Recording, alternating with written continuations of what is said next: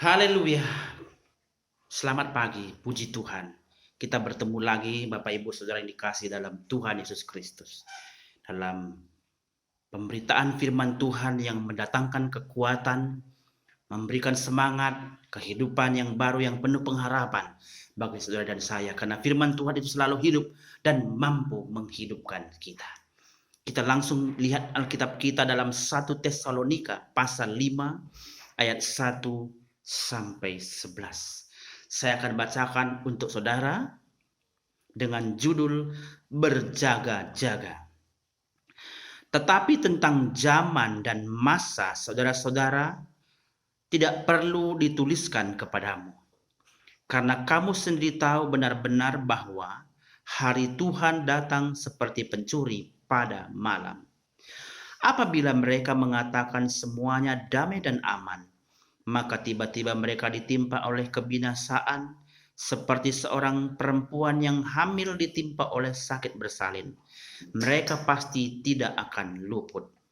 Tetapi kamu, saudara-saudara, kamu tidak hidup di dalam kegelapan, sehingga hari itu tiba-tiba mendatangi kamu seperti pencuri.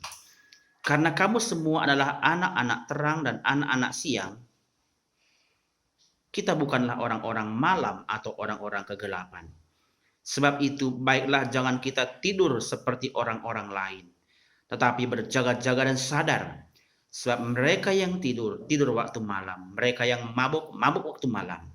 Tetapi kita yang adalah orang-orang siang, baiklah kita sadar, berbaju jirakan iman dan kasih, berketopongkan pengharapan keselamatan, karena Allah tidak menetapkan kita untuk ditimpa murka, tapi untuk beroleh keselamatan oleh Yesus Kristus Tuhan kita, yang sudah mati untuk kita, supaya entah kita berjaga-jaga, entah kita tidur, kita hidup bersama-sama dengan Dia.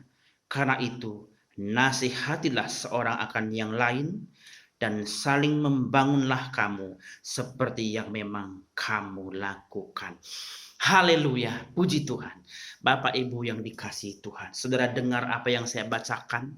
Firman Tuhan mengatakan tadi bahwa kita ditetapkan bukan untuk kena murka, bukan untuk ditimpa murka, tetapi untuk beroleh keselamatan oleh Yesus Kristus Tuhan kita. Jadi jangan takut, meskipun Alkitab mengatakan bahwa tanda-tanda zaman sudah dekat. Kedatangan Tuhan Yesus Kristus kali yang kedua memang ditandai dengan bermacam-macam pergolakan di dunia ini. Dunia bergelora, kedengaran oleh kita, bencana di sana sini, kesulitan, penderitaan, kejahatan. Tetapi firman Tuhan mengatakan berlindunglah dalam sabda Allah. Berlindunglah kepada firman Tuhan, sebab dikatakan langit dan bumi akan lenyap, tapi firman Allah itu kekal untuk selama-lamanya. Tidak ada tempat lain untuk kita bisa berlindung.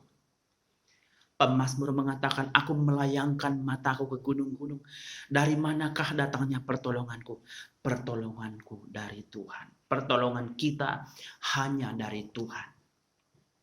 Firman Tuhan memberikan kekuatan kepada kita. Dan firman Tuhan pada pagi hari ini dikatakan, ayo. Hari-hari ini membawa kita untuk semakin berjaga-jaga.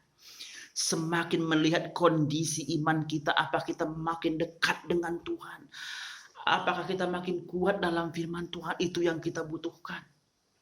Kita nggak tahu kapan kedatangan Tuhan, tapi tanda-tanda ini sudah menandakan Tuhan mau datang, dan Dia siap mengangkat gerejanya, gereja yang akan disempurnakan. Itu saudara dan saya. Itulah sebabnya mari, hari-hari ini semakin sulit bagi kita untuk berkumpul. Karena